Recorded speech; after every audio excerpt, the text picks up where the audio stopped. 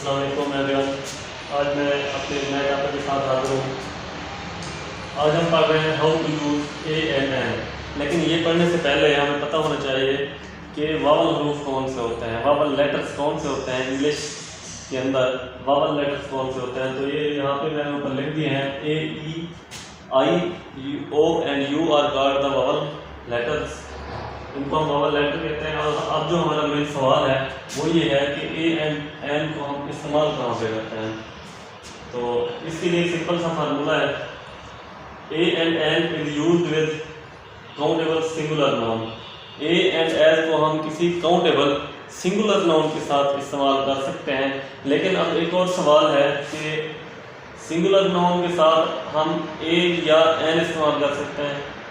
तो सवाल अब ये बनता है कि हम एन कहाँ पे यूज़ करते हैं और ए कैसे सिंगुलर काउंटेबल नाउन के साथ इस्तेमाल कर सकते हैं। तो उसके लिए हमारे पास एक आसान सा जवाब होता है, a is used with the noun beginning with consonant sound. A हम उस काउंटेबल सिंगुलर नाउन के साथ इस्तेमाल करते हैं जो कि किसी कंसोनेंट साउंड से शुरू हो रहा हो, मीन्स वावल की आवाज़ न दे रहा हो। और an is used with the noun beginning with vowel sound.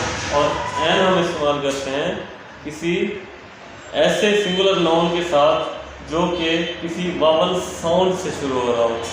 Vowel sound ये हमने अपने माइंड में रखना है कि एन हम वहाँ पे यूज़ करते हैं, ऐसे सिंगुलर नाउन के साथ यूज़ करते हैं जो किसी वावल साउंड से शुरू हो रहा होता है, ना कि किसी वावल से।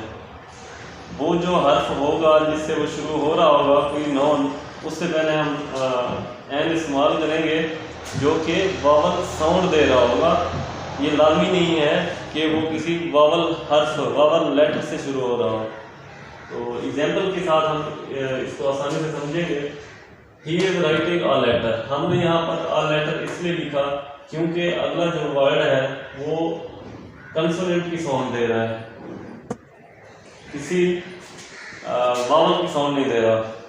मीन्स अलिफ या एन की आवाज़ नहीं दे रहा, या हमजा हो गया, इनकी आवाज़ नहीं दे रहा यहाँ पे। तो इनके साथ इसके साथ इसलिए मैंने ये लगाया है। इसी तरह he is cutting a tree, a tree. अब ट्री जो है ये देखें टी से शुरू हो रहा है, किसी वावल से शुरू नहीं हो रहा और ना ही वावल किसी की आवाज़ दे रहा है, तो इसलिए यहाँ पे मैंने ये लगा दिया। इसी तरह he is eating an apple. यहाँ पे मैंने एन क्यों लगाया, क्योंकि आगे जो वर्ड है, जो यहाँ पे ऑब्जेक्ट है, वो अलिफ की आवाज़ दे रहा है या किसी वावल साउंड से शुरू हो रहा है, इसलिए यहाँ पे मैंने एन लगा दिया। इसी तरह ही Ali is an honest man. अब यहाँ पे सवाल बनता है कि अनेस्ट जो है ये तो शुरू हो रहा है एच से, फिर भी हमने इसके साथ एन को लगा दिया। तो इसका आसान सा जवाब यही है जो मैंने पहले ऊपर बताया है कि हम एन उसके साथ लगाते हैं जो किसी वावल साउंड से शुरू हो रहा हो वर्ड, ना कि किसी वावल हर्फ से। तो यहाँ पर हम इसको देखते हैं किस तरह हम पढ़ते हैं, अनेस्ट। इसको हम अनेस्ट ही पढ़ते हैं, हॉनेस्ट नहीं पढ़ते।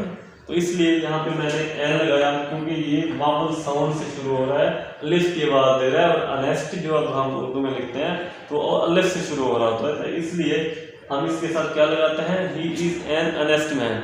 वावल साउंड दे रहा है, ए, ई, आई, ओ, यू में से किसी की साउंड दे रहा है। और एच जो है यहाँ पे ये क्या है, साकिन है।